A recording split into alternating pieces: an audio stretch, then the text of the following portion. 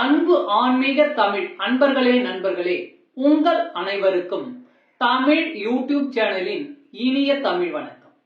தாய்மொழியால் இணைவோம், தாய்மொழியை வளர்ப்போம். வாழ்க தமிழ், வளர்க தமிழ்.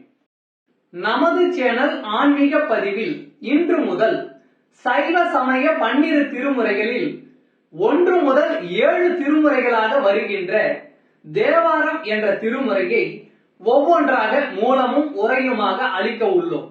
இதுவரை 12 திருமுறைகளில் 8ஆம் திருமுறையான மாணிக்கவாசகர் அருளிய திருவாசகம், 10ஆம் திருமுறையான திருமூலரின் திருமந்திரம், 12ஆம் திருமுறையான சேக்கிழார் அருளிய பெரிய புராணம் ஆகியவற்றை மூலமும் உரையுமாக ஒவ்வொன்றாக அளித்து வருகின்றோம்.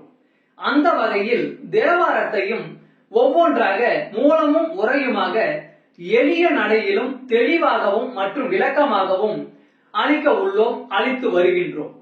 ஆன்மீக தமிழ் அன்பர்களாகிய நீங்கள் இதனை கேட்டு இதன் இனிமை உணர்ந்து இறைப்பயன் பெற வேண்டியும், மேலும் இப்பதிவிற்கு லைக் மற்றும் ஷேர் செய்தும், அது மட்டுமல்லாமல் இதுவரை இந்த சேனலுக்கு நீங்கள் சப்ஸ்கிரைப் செய்யவில்லை என்றால் சப்ஸ்கிரைப் செய்து பெல் சிம்பலையும் கிளிக் செய்து ஆதரவு அளிக்கவும் அன்புடன் கேட்டுக்கொண்டு இப்பதிவினை தொடர்கிறேன். வாருங்கள், ஆன்மீக பதிவான தேவாரம் பற்றி அறிவோம், அறிந்து தெளிவோம், தெளிந்து இறைப்பயன் பெறுவோம்.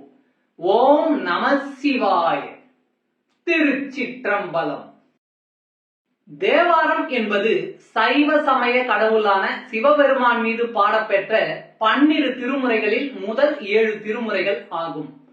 இந்த 7 திருமுறைகளை திருஞான சம்பந்தமூர்த்தி நாயனார், திருநாவுக்கரசு நாயனார், சுந்தரமூர்த்தி நாயனார் ஆகிய நாயன்மார்கள் தமிழில் பாடியுள்ளார்கள். முதல் இருவரும் பொது ஊழி 7ஆம் நூற்றாண்டிலும், 3ஆம் அவர் பொது ஊழி 8ஆம் நூற்றாண்டிலும் இவற்றை பாடியதாக கருதப்படுகிறது. தேவாரங்கள் பதிக வடிவிலே பாடப்பட்டுள்ளன. பதிகம் என்பது 10 பாடல்களை கொண்டது. பொது ஊழி 7ஆம் நூற்றாண்டு தமிழ்நாட்டிலே பல்லவர் ஆட்சி பலம் பெற்றிருந்த காலமாகும். மிகவும் செல்வாக்குடன் இருந்த பௌத்தம், சமணம் ஆகிய சமயங்களுக்கு எதிராக சைவ சமயம் மீண்டும் வளர்ச்சி அடைய தொடங்கிய காலம். திருஞான சம்பந்தர், திருநாவுக்கரசர் போன்றோர் தோன்றி ஊர் ஊராக சென்று சமய பிரச்சாரம் செய்தனர். சென்ற இடங்களிலெல்லாம் இருந்த கோயில்கள் மீது தேவாரங்களை பாடினர். திருஞான சம்பந்தர் தனது 3வது வயதில் தேவாரங்களை பாட துவங்கியதாக சொல்லப்படுகிறது. இவர் தனது சொந்த ஊரான சீர்காழியில் உள்ள தோணியப்பர் மீது தோடுடைய செவியன் என்று தொடங்கும் அவரது முதற் பதிப்பை பாடினார். தெய்வங்கள் மீது பாடப்பட்ட ஆரம் என்பதால் தேவாரம் என்று பெயர் பெற்றதாக கூறுவர். ஆனால் இசையியலில் வாரம் என்பது நடையை குறிக்கும் சொல்லாகும். வார நடை என்பது முதல் நடை 2ஆம் நடையில் பாடுவது என்பதையே குறிக்கிறது. பொன்னார் மேனியனே தோடுடைய செவியன் பாடல்களை ஓதுவர்கள் முதல் நடையில் தான் பாடுகிறார்கள். முதல் நடையில் ஓர் எழுத்தாக பாடுவதையே முதல் நடை என்பர். திருவதிகை வீரட்டானம் என்னும் தளத்தில் பாடிய கூட்டாயினவாறு விளக்க களிர் என்று தொடங்கும் பதிகமே அப்பர் என்று அழைக்கப்பட்ட திருநாவுக்கரசரின் முதற் பதிகம் ஆகும். பித்தா பிறைசூடி என்று தொடங்கும் தேவாரம் சுந்தரரின் முதற் பதிகம் ஆகும். பொது ஊழி 10ஆம் நூற்றாண்டில் ராஜராஜ சோழனின் ஆட்சியின் போது சிதம்பரம் கோயிலிலே கவனிப்பாரற்று கிடந்த தேவாரங்களையும் வேறு பல சமய இலக்கியங்களையும் எடுத்து பூச்சிகளால் அரிக்கப்பட்டு அழிந்தவை போக எஞ்சியவற்றை நம்பி ஆண்டார் நம்பி என்பவர் 12 திருமுறைகளாக தொகுத்தார். சுந்தரமூர்த்தி நாயனார் பாடிய பாடல்களை சுந்தர தேவாரம் என்று அழைக்கின்றனர். இப்பாடல்களை திருப்பாட்டு என்றும் அழைப்பது வழக்கம். இப்பாடல்களை 12 திருமுறைகளிலும் தேவாரத்திலும் இணைத்துள்ளார்கள். இவர் சிவபெருமான் மீது பாடிய பாடல்கள் 38,000 என்று கூறுகின்றனர். இவை பண்களோடு அமைந்துள்ளன. அதனால் பண் சுமந்த பாடல்கள் என்றும் கூறுகின்றனர். இவற்றில் 100 பதிகங்கள் கிடைத்துள்ளன. அவற்றில் 17 பண்கள் இடம்பெற்றுள்ளன. தேவாரங்களில் செந்துருத்தி பண் கொண்டு பாடியவர் இவரே. தேவாரங்களை பாடிய மற்ற இருவரான ஞான சம்பந்தரும் நாவுக்கரசரும் இந்த பண்ணில் பாடல்களை பாடவில்லை. சுந்தரர் அருளிய திருப்பதிகங்களை திருப்பாட்டு என்று அழைப்பது மரபு. இவர் அருளியவை 38,000. அவற்றில் கிடைத்த பதிகங்கள் 101 மட்டுமே. பண் வாரியாக திரட்டி 1 முதல் 7 திருமுறையாக அடைவு செய்துள்ள முறை முதலாவது ஆகும். இது பன்முறை எனப்படும். தேவார ஆசிரியர் மூவருள் இயலிசை தமிழாகிய திருப்பதிகங்களை முதலில் அருளி செய்தவர் திருஞான சம்பந்தர். ஆதலின் அவர் அருளிய திருப்பதிகங்கள் முதல் 3 திருமுறைகளாகவும், அவர்தம் எழுதகை நண்பராய் விளங்கிய திருநாவுக்கரசர் அருளிய திருப்பதிகங்கள் 4ஆம் திருமுறை, 5ஆம் திருமுறை, 6ஆம் திருமுறை என 3 திருமுறைகளாகவும், இவ்விரு பெருமக்களும் வாழ்ந்த காலப்பகுதியை ஒட்டி சில ஆண்டுகள் பிற்பட்டு தோன்றிய நம்பியூரார் ஆகிய சுந்தரமூர்த்தி சுவாமிகள் அருளிய திருப்பதிகங்கள் 7ஆம் திருமுறையாகவும் தொகுக்கப்பட்டன. இப்பெருமக்கள் மூவருள் முறையே ஒவ்வொருவரும் அருளி செய்த திருப்பதிகங்களில் அமைந்த பண்களை வகைப்படுத்தி ஒவ்வொரு பண்ணுக்கும் உரிய திருப்பதிகங்களையும் 7 திருமுறைகளாக வகுத்தெழுதியது பழைய முறை ஆகும். திருத்தலங்கள் வாரியாக மூவர் பாடல்களை தொகுத்து அடைவு செய்த முறை 2வது ஆகும். இது அடங்கன் முறை எனப்படும். மூவரில் ஒவ்வொருவர் பதிகங்களையும் தனித்தனியாக வைத்து தலங்கள் வாரியாக தொகுத்து அடைவு செய்த முறை 3வது ஆகும். இது தலமுறை எனப்படும். தலமுறை என்பது கோயில், திருவேட்களம் முதலாக திருப்பதிக கோவையர் குறித்த முறையொட்டி தேவார பாடல் பெற்ற திருத்தலங்களை எல்லாம் தில்லை பெருங்கோயில் முதலாக வரிசைப்படுத்தி அத்தலங்களுக்குரிய தேவார பதிகங்களை முற்குறித்த 7 திருமுறை பாகுபாட்டிற்கு ஏற்ப முறைப்பட சேர்த்து அமைத்த முறையாகும். பெரிய புராணத்தில் மூவரின் வரலாறு சேக்கிழார் கூறும்போது, இன்னப்பதிகம் ஊர் எல்லையில் இறைவன் திருமுன் வலம் வரும்போது பாடப்பெற்றது என்று கூறி வருவதை அறியலாம். அதன்படி தேவாரம் பாடப்பெற்ற காலமுறைப்படி ஒரு தொகுப்பு இருந்தது என்று உறுதி செய்யலாம். சோழர் வரலாற்றில் அக்குறிப்பு உள்ளது. அதற்கு பாடியவாறு என்று பெயர். தலமுறை பன்முறை வகைகளில் பன்முறைமையே பழைய ஏட்டுச்சுவடிகளில் இடம்பெற்றுள்ளது. மூவர் தேவார பதிகங்களை 7 திருமுறைகளாக பகுத்து வழங்கும் திருமுறை பகுப்புக்கு அடிப்படையாக அமைந்தது இப்பன்முறைமையே என கருதல் பொருந்தும். பன்முறைமையாகிய இதனை ஆதாரமாக கொண்டு நோக்கினால்தான் மூவர் திருப்பதிகங்களையும் முதல் 7 திருமுறைகளாக பகுத்து வழங்கிய நம் முன்னோரது பகுப்பு இனிது விளங்கும். தேவார திருப்பதிகங்களை தலமுறையில் அமைத்து பயிலும் வழக்கம் பிற்காலத்தில் தோன்றியதெனவே கருத வேண்டியுள்ளது. மூர்த்தி தலம், தீர்த்தம் என்பவற்றை முறையே கண்டு வழிபடும் விருப்புடைய சிவநேச செல்வர்கள் தாம் வழிபட விரும்பிய ஒவ்வொரு தலத்திற்கும் அமைந்த தேவார திருப்பதிகங்கள் முழுவதையும் நாள்தோறும் முறையே பாராயணம் செய்ததற்கு ஏற்ற வண்ணம் முறைப்படுத்தப்பட்டதே இத்தலமுறை பகுப்பாகும். இப்பகுப்பு தில்லை பெருங்கோயிலை முதன்மை திருத்தலமாக கொண்டு அமைந்திருப்பது தேவார ஆசிரியர் மூவர் திருவுள்ளத்திற்கும் ஏற்புடையதாகும். இது சிவத்தலங்கள் எல்லாவற்றிற்கும் முதலில் வைத்து போற்றத்தகும்.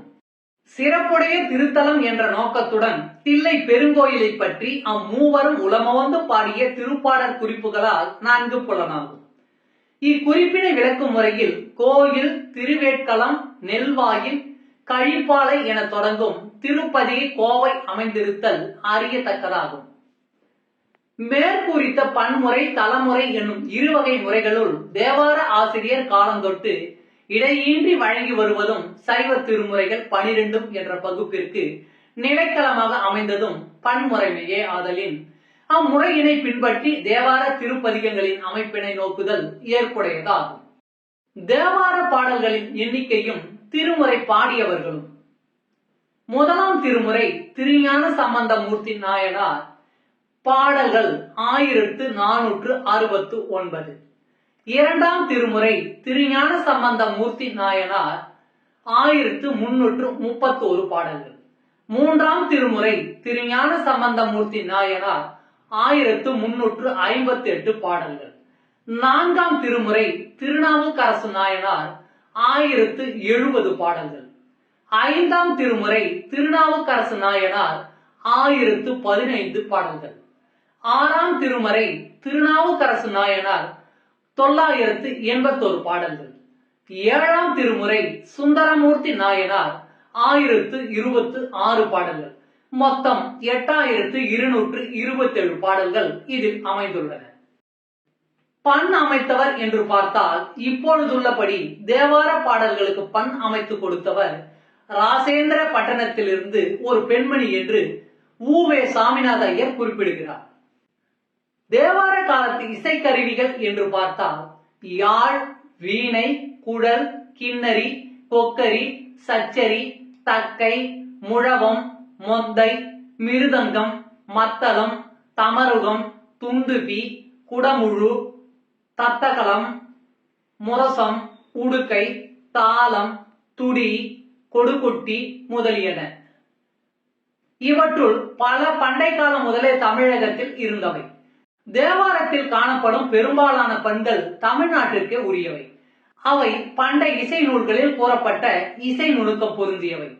அப்பண்களில் சில சிலப்பதிகாரத்தும் காணலாம். பல்லவ பேரரசர் காலத்தில் தமிழ்நாட்டில் தமிழ் பண்களும் தமிழ் இசையும் களி நடனம் புரிந்தன என்பதற்கு திருமுறைகளே ஏற்ற சான்றாகும். இவ்வளவு அருமையும் பெருமையும் நிறைந்த இறைப்பாடலான தேவாரம் திருமுறையை நாமும் அறிந்து கொள்வோம் வாருங்கள்.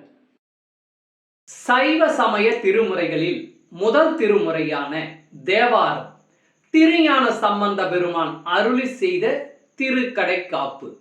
பண் நட்டப்பாடை. தலம் திருவிழி மிழலை. திருச்சிற்றம்பலம். பாடல் 42. செறிமுளரி தவிசு ஏறி ஆறும் செற்று அதில் வீற்றிருந்தானும் மற்றை பொறி அரவத்து அணையானும் காணா புகழி நிலாவிய புண்ணியனே. எரிமழுவோடு இளமான் கையின்றி இருந்த பிரான் இது என் கொள் சொல்லாய் வெறி கமழ் பூம்பொழில் சூழ்மிழலை விண்ணிழி கோயில் விரும்பியதே. செறிமுளரி தவிசு ஏறி ஆறும் செற்று அதில் வீற்றிருந்தானும் மற்றை பொறி அரவத்து அணையானும் காணா புகழி நிலாவிய புண்ணியனே. எரிமழுவோடு இளமான் கையின்றி இருந்த பிரான் இது என் கொள் சொல்லாய் வெறி கமழ் பூம்பொழில் சூழ்மிழலை விண்ணிழி கோயில் விரும்பியதே. பாடலின் பொருளுரை. மனம் செறிந்த தாமரை தவிசையில் அறுவகை குற்றங்களையும் விலக்கி ஏறி அதில் வீற்றிருக்கும் நான்முகனும் புள்ளிகளை உடைய பாம்பினை படுக்கையாக கொண்ட திருமாலும் காண இயலாதவனாய் புகழியில் விளங்கும் பொன்னியனே. பகைவரை கொள்ளும் மழு ஆயுதமும் இளமானும் கையின் கண் இன்றி விளங்கும் பெருமானே. மனம் கமழும் அழகிய பொழில்களால் சூழப்பட்ட திருவிழி மிழலையில் உள்ள விண்ணிழி கோவிலை விரும்பியதற்கு காரணம் என்னையோ சொல்வாயாக. திருச்சிற்றம்பலம். அன்பு ஆன்மீக தமிழ் அன்பர்களே, நண்பர்களே, இவ்வீடியோ பதிவினை கேட்டு இன்புற்று ஆதரவு அளித்த அனைத்து தமிழ் உள்ளங்களுக்கும் எங்கள் உள்ளம் கனிந்த நன்றி. மேலும் இப்பதிவு உங்களுக்கு பிடித்திருந்தால் லைக் மற்றும் ஷேர் செய்தும், இதுவரை இந்த சேனலுக்கு நீங்கள் சப்ஸ்கிரைப் செய்யவில்லை என்றால் சப்ஸ்கிரைப் செய்து பெல் பட்டனையும் அழுத்தி ஆதரவு அளிக்கவும் அன்புடன் கேட்டுக்கொள்கிறோம். மிக்க நன்றி. அடுத்த பதிவில் உங்களை விரைவில் சந்திக்கும் வரை உங்களிடமிருந்து விடை பெறுவது தமிழ் யூடியூப் சேனல்.